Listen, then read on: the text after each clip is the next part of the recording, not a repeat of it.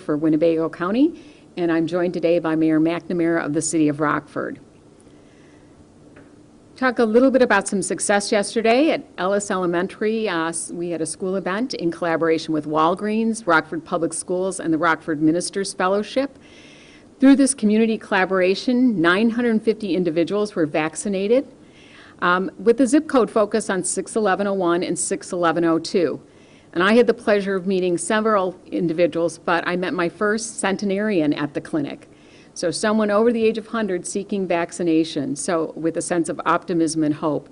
So again, I want to thank Walgreens for their corporate support in bringing out the vaccinators. Rockford Public Schools stood that site up with volunteers, and the Rockford Ministers Fellowship, who help us bring clients into that site. We hope to offer more pop-up sites throughout the vaccination effort so that we can get to our hard-to-reach community areas. But vaccinations to date, 27,920 vaccinations have been administered through the Winnebago County Health Department. And I want to be clear, that's not through all different locations in the county, that's just the health department. And 21,000 have been administered with support of the Illinois National Guard since February 23rd. This week, we are working through second doses. If you remember, we started February 23rd, so that means we're working through second doses this week. 44% of all vaccinations have been administered to individuals 65 and older, and 38% are being reported as fully vaccinated. So we are clearly making progress in the right direction. Obesity, diabetes, and lung disease have been the top 3 reported medical conditions that those who have undergone vaccination have reported. And our top 3 industries have been education, healthcare, and manufacturing. So we're clearly getting to our Phase 1B essential frontline workers. 85% have reported themselves as Caucasian, and 6% have reported themselves as Black or African American. We clearly have a lot more work to do if we are going to cross that health equity divide. And to date, the teams have been using all 3 vaccine products, Pfizer, Moderna, and the new Janssen COVID-19, also known as the Johnson & Johnson product. But I want to give a special shout out. We talk about the Illinois National Guard mass site, but in recognition of my colleagues at Rockford Public Schools and the school nurse vaccination effort, who gave 1,165 second doses at Jefferson High School on Friday, almost topping the Guard site for the day. So through their efforts, they've been able to vaccinate their school personnel. When you look on the Illinois Department of Public Health website, which reports on all vaccines administered in Winnebago County, so this includes healthcare centers, pharmacy partners, in addition to the health department, 84,000 vaccines plus have been reported as of noon today. They're reporting approximately 11% of the population is being fully vaccinated at 10.66%. And 83% of individuals 65 and older have received at least 1 vaccine dose, and 28% of individuals 65 and older have been fully vaccinated or completed their series. So that was that first part of Phase 1B, and we continue to catch up our Phase 1B plus now. So we often talk about the health benefits of being vaccinated, but I remind people of the social benefits, and we talked a lot about this yesterday at Ellis. So with vaccination comes, we call the privilege of membership in the Vaccination Club. You can gather indoors with fully vaccinated people without wearing your mask. You can gather indoors with unvaccinated people from one other household without mask unless one of them is high risk.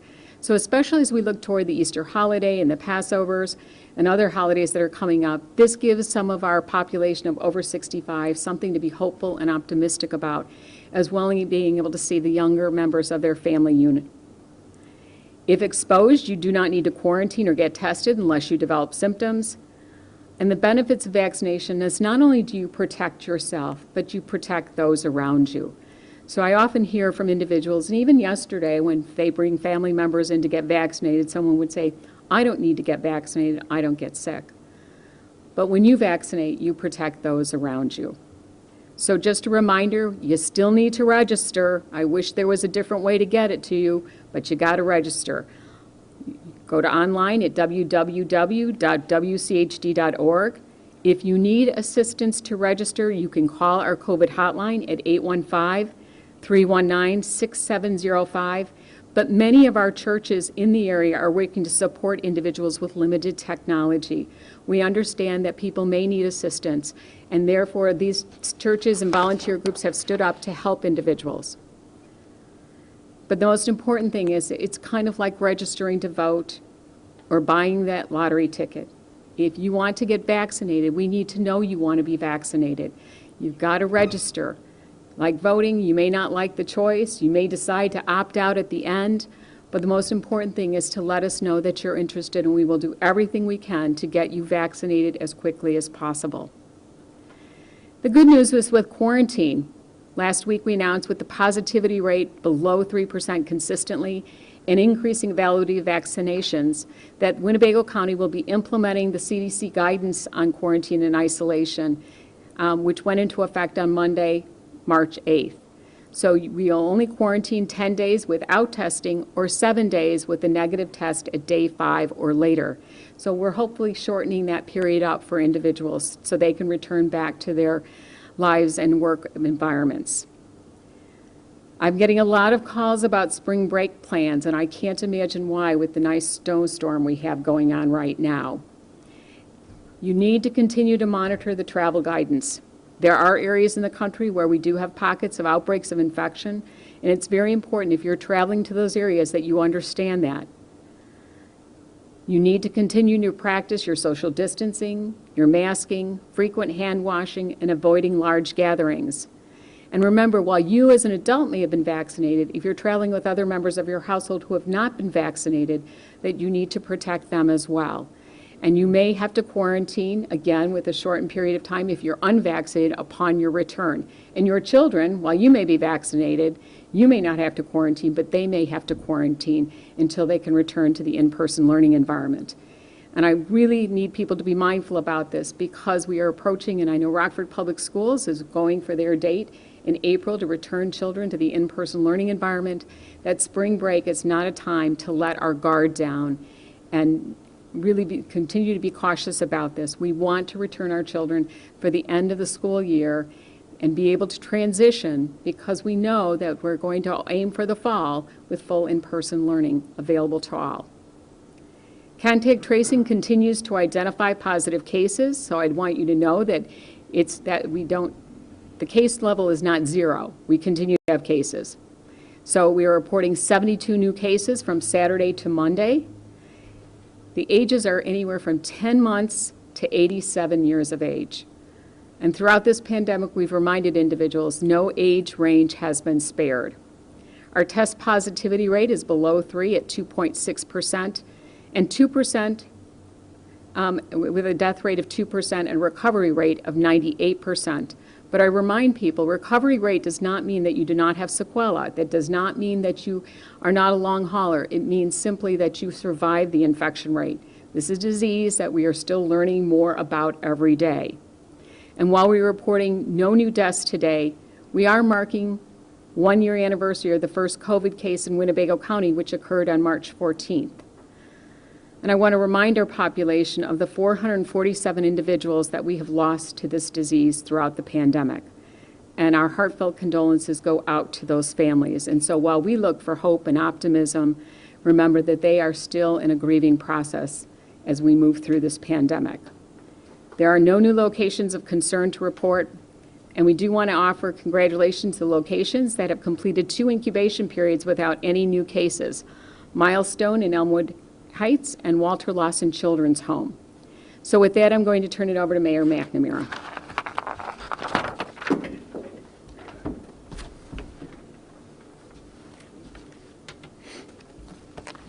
Good afternoon, and I hope you're all enjoying a beautiful spring day here in Rockford. Again, thank you, Dr. Martell, for your leadership and your team's leadership. As you just mentioned, it's been about a year since the world as we knew it underwent a radical change thanks to COVID-19 pandemic. And it's almost to the day that we first had our first case here in Winnebago County, and we had our first regular news conference announcing that first case. Want to just take a quick look at some of the numbers nationally and then here locally. So in the United States, we've now had more than 29 million cases. We've had over 530,000 deaths due to COVID. To put that into perspective, that's the city of Atlanta or the city of Kansas City or Sacramento. Here in Illinois, we've had 1.2 million cases with 23,000 lives lost. And in Winnebago County, as Dr. Martell just mentioned, we've lost 447 lives to COVID-19. Tonight at council, we'll certainly take a moment of silence for those lives lost. But as Dr. Martell said, we talk about the numbers, we hear the numbers, and you hear a lot about them nationally. But here, they're obviously friends, family, neighbors, coworkers, colleagues. And now they have one less person at their dining room table for dinner, and that's just a huge void in their lives, and we certainly are continuing to keep them in our prayers. In addition to the tragic lives lost, there's also been a whole host of other challenges that we've undertaken throughout this year. We've seen economic devastation while we work to control the spread of this virus. We've seen lower levels of educational attainment from our young people. We've seen increases in mental illness. We've seen dramatic spikes in violent crime. We've had to stay apart from our close family and friends, especially often when you need them most at funerals and weddings and large family gatherings. We've seen weaknesses in our social safety net and in our healthcare infrastructure. All of these challenges have tested us in ways that we've really not been tested before. However, in Rockford, we are meeting those challenges how we typically do, meeting those challenges together and head on. We've seen children, and I call these little rays of light that we've seen during this really dark time. We've seen children putting hearts on their windows. You can see them right behind you here at the health department, providing that inspiration and hope to passersby. We've witnessed heroic actions of our healthcare workers and our first responders as they continue to work on the front lines of this pandemic, and their work continues even today. We've been marveled as our community has stepped up, everyday citizens donating what they can to food pantries to provide thousands of dollars worth of food to those families in need. We've seen our teachers and our administrators and our facility managers totally reprogram what a school year looks like and change their curriculum to adapt to this virtual environment. And across our community, we have, at nearly every chance, adapted, overcome, and improvised.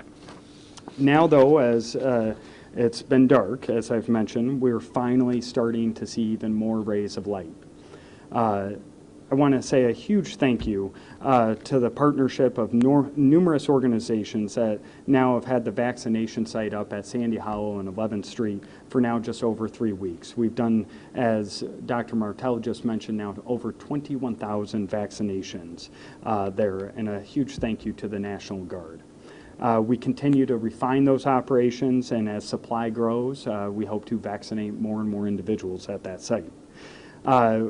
And as Dr. Martell said, I think one thing that was very exciting is how quickly the health department's team, the Minister's Fellowship, in partnership with Rockford Public Schools and Walgreens were able to provide nearly 950, or just over 950 vaccines, which is just wonderful at Ellis at Ellis School.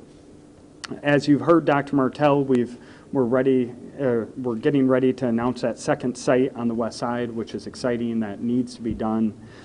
This is all of us. This is good news for everyone who lives in Winnebago County. We at the city of Rockford and also our counterparts in Winnebago County also saw a large ray of light with the passage of the American Rescue Plan that is bringing about $54 million to the city and about $54 million to Winnebago County.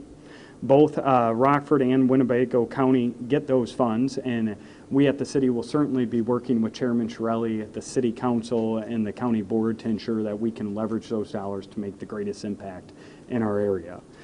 As this tough year continues to progress, I would just say continue to be vigilant, continue to wear your face covering, make sure that you're registering, make sure when you register and you get an appointment that you go to your scheduled appointment. And if there's something that comes up and life does come up, make sure that you call and notify the site that you can't be at your appointment. I'd also just encourage everyone work together and stay together and check in on your neighbors as we continue throughout this pandemic. And we'll take questions. Do we have reopening date for the schools? Do you have the reopening? I want to say it's April 15th or April 16th return to in-person. The question is what date, and I apologize, I don't know the exact date, but I want to say it's April 15th or 16th that they're moving to bring children back into in-person.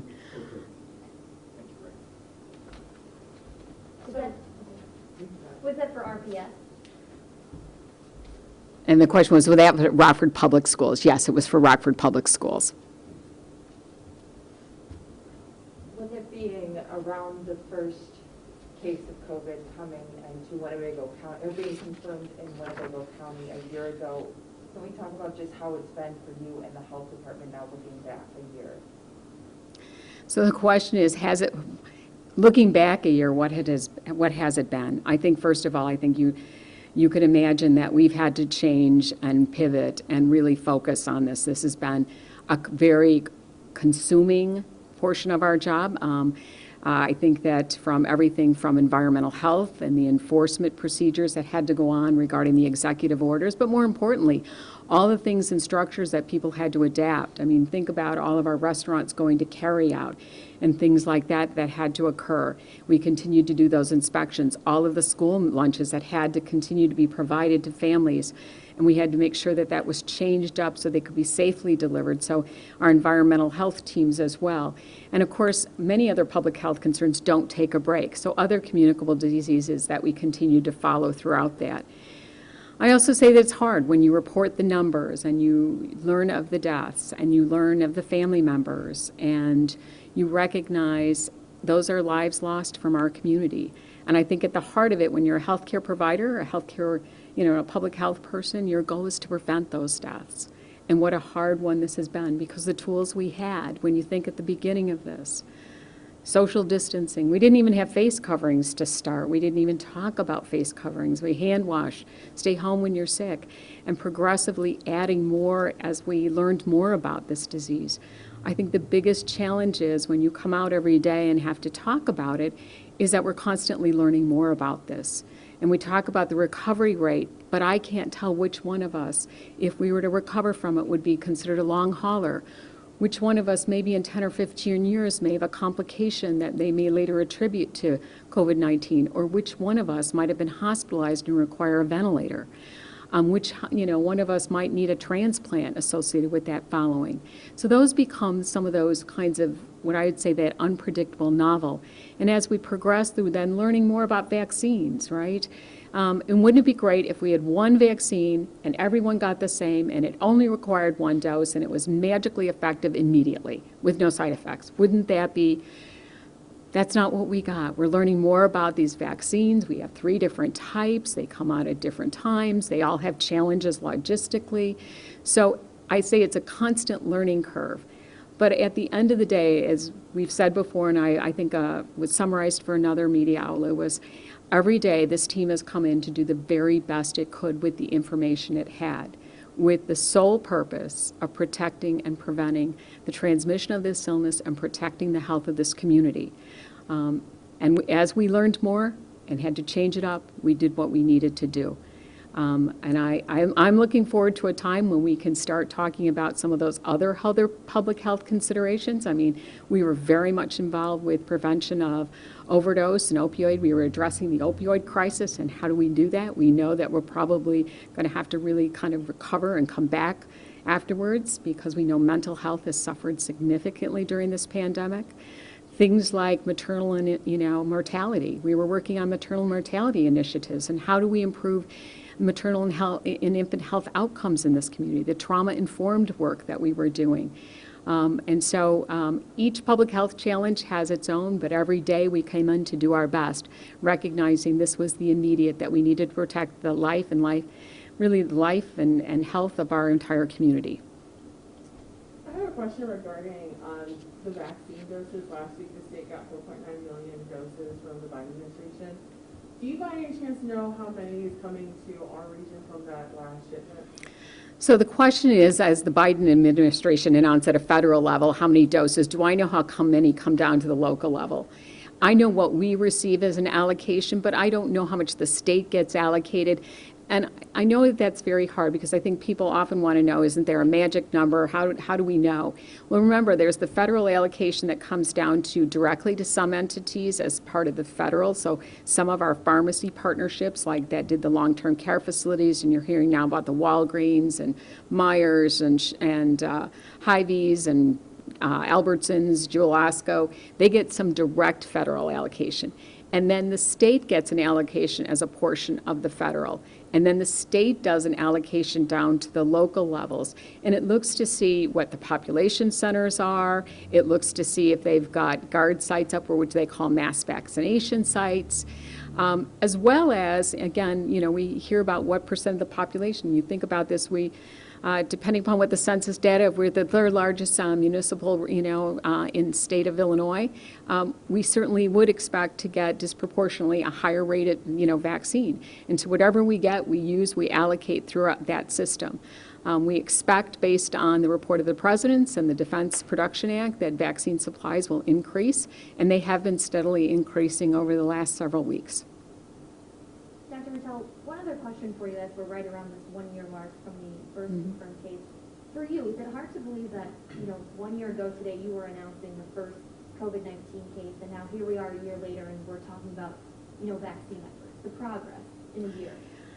So the question is progress in the year. I think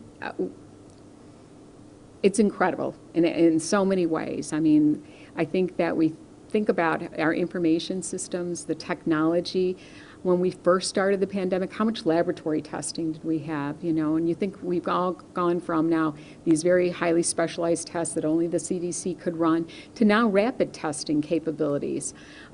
Same thing with vaccine. And I know people are worried about the concept of warp speed. The technology was there. It's kind of like saying, think about now. I mean, for those of you who don't remember, we used to type a paper and we'd send it and we'd edit and correct. And you think now you do word processing, I can send it right over. I don't have to submit it via the mail. It's the technology that allowed us to get there sooner. But the clinical trials were the same length of time. So I think when you have a commitment of an entire world really to fight this pandemic, I think that's been the incredible advance of information, the innovation that has occurred, using other technologies to help advance. So things that had been learned about rapid testing for other conditions was applied. The concepts around cancer drug development and using some of the messenger RNA technology was used for the vaccine development.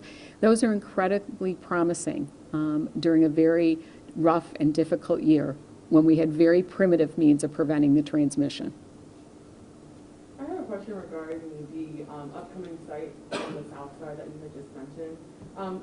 One, is there a rough estimate of when you'll be telling us when that site will be available? And then also, you hit just shy of 1,000, which was the goal of vaccinations. Is there any goal to provide maybe 2,000 this time, or has that been discussed? So the question is, it's actually the west side. We kind of call it sorry. That's all right, the west side. And we're aiming toward the end of the month. Part of our goal was to make sure that we covered the essential frontline businesses and offered them opportunity for vaccination at workplace so we can use those mobile teams to staff up this additional site. And again, we start with goals. Right, like everything else, 1,000 a day. Can we build up from there? When we first started vaccinating, we were lucky at 500 a day, and each time we build it. And there are other reasons. When you think about appointment scheduling systems and people making it or not, the transportation doesn't arrive, they didn't get their appointment, they choose not to vaccinate that day. Again, we keep setting that bar up as high as we can based on our allocation and keep climbing that. The special event on Ellis was really Walgreens was providing the 1,000 doses of vaccine, and we went for the goal. We scheduled over 1,000 to show. We got 950 to show, and we would like to have gotten the last 50 in the last mile, as they say, but we were very pleased with the turnout, and the population that was there couldn't have been. I'm going to tell you, they were great to work with. I got to be in the observation area with a lot of them and got to hear their perspectives on vaccine, what this meant for them. and what it meant for their families to maybe be able in a couple of weeks to celebrate or be able to see someone they hadn't seen in a while, that they've been staying safe and protecting themselves. And as I said, when I get to meet someone who's over 100 years old, and their faith and optimism and how they were staying safe through the pandemic was incredible. So that the vaccine clinic on the west side has not been announced yet? We have announced that we are working through the plans with the goal of standing it up at the end of March. But you haven't announced the location yet? Yes, we have. It's the New Zion Missionary Baptist Church on Springfield and Kilburn, or Riverside and Kilburn, depending upon what distance you're coming from. But they, again, we worked with the Rockford Ministers Fellowship to identify a location that would be accessible, that the population would accept and want to go to. And so we appreciate them coming forward because, again, it's part of pulling that together. We talk about vaccination, but it is really a community effort. I can put a vaccination clinic someplace, but if the community doesn't want to come, if they don't want to support it, if it's not a place that they feel trustworthy to go to, it's not going to work, right? And so we have to make sure that we have the input of that group. And I think that will be, again, we're standing that up as we get through. We're kind of finishing out our second doses. Remember, every 3 weeks, we started week 1 on the 22nd of February, and then 3 weeks. So then we're moving forward. So our goal is to get that up and running at the end of March. Please don't be standing outside waiting yet. There's nothing there. So I know that people hear about this and they think if I just go and see what's going on, maybe I can just walk in. It will be appointment based, and we do need people to register on the system, but we will get them into that clinic as quickly and efficiently as possible. And over the weekend, a lot of national health officials talked about how these next couple of weeks are very crucial of how the virus is going to unfold. And you had just spoken about how, with spring break coming up and wanting to get back to school, that's a possibility, but we have to continue to do what we're supposed to do. Do you echo that same sentiment that these next couple of weeks here in Winnebago County are very crucial to how we move forward, maybe even in the summertime? So the question is, do I share the same thoughts about what the next couple of weeks? Well, spring break, travel seems to be one of our greatest risk factors for the spread of this virus. And I have to remind, we've got adults who are being vaccinated, and so with that, we say comes some freedom associated with it, but remember, the children in the family are not. There may be vulnerables that are not. And so if you choose to travel, it becomes again, practicing those good behaviors that we've really worked hard. Think about in the fall, we were one of the first regions to have to go into mitigation. We were in there for a long time to come out of it. And I think to myself, we need to continue to do that so that our businesses can reopen, our schools can get fully back in-person learning, so that we can return our lives to normal. And I know that it's hard because we all want to break away for a little bit and forget that we're living in the pandemic. But we are living through this pandemic, and we need to respect the virus. It's not done yet, and again, we'll see how we do over the next couple of weeks. But I want to remind our population, yeah, you can travel, but be mindful of where you travel. Remember that your children are, the ones that can't be vaccinated. Even if you're the parent and you've been fortunate, or your grandparents, and you want to visit them over the holidays, and they've been vaccinated and your children haven't, they have to be wearing their face coverings when they go to visit grandma and grandpa, but they can still have a hug. They can still have some time together. But I think we need to be mindful. I heard the beaches in Florida were packed, and Texas packed, and I hear, they don't have to wear face coverings down there. And I want to say, that's true. They're not going to make you wear them. You have to decide that it's important for you to do to protect your health, the health of your family, and the protection of your community. This infusion of cash coming to the city and county, how is that going to help specifically? I will let the mayor respond, but I know I'm going to say that, first of all, I think from our community, from a public health perspective, remember we talk about social determinants of health. And a vibrant economy is one of our aspects of health. And so throughout this year, when you say about what does it feel like when you lose businesses, when businesses cannot give people gainful employment, those are huge losses. And I'm sure the mayor can talk a little bit more about what some of their plans might look like. But I know that they have been committed to making sure to help our businesses recover in a way that helps restore our economy. So with that. So question is, with the infusion of cash, how will that benefit our city? So first and foremost, I just want to say we right now believe we have, in our first review of it, over about $20 million worth of lost revenue. That is one area that we know we can utilize funds for. We also understand that we will get the funds from the federal government in two tranches. One will be over the next 4 to 8 weeks. The next one will be in about a year from now. We believe at this point there'll be equal sums to total up to that $54 million mark. We have until December 31st of 2024 to spend those dollars. One thing that we're waiting for is the final rules from the Department of Treasury to tell us exactly how we can spend those. I think when you look at those priority areas that we've had, certainly economic development, ensuring that our businesses, especially those that were hard hit, receive relief and maybe a jump start is certainly top of mind for us. With that being said, Chris, we also know there's about $28 billion worth of funding going to restaurants. So we have to wait and see how they're going to dole those dollars out to see maybe there's some gaps that we could fill.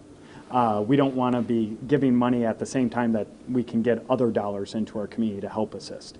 Good example, like rental and mortgage assistance. We know that those dollars are, one, there's a big tranche here with the partnership with the city and the county, I believe $8.3 million. We're hopeful that we'll get an additional sum to help with that as well. So we probably aren't going to use some of those dollars towards rental and mortgage assistance. So we got to find out how all the other pieces come into play and figure out where there may be some gaps and help fill them.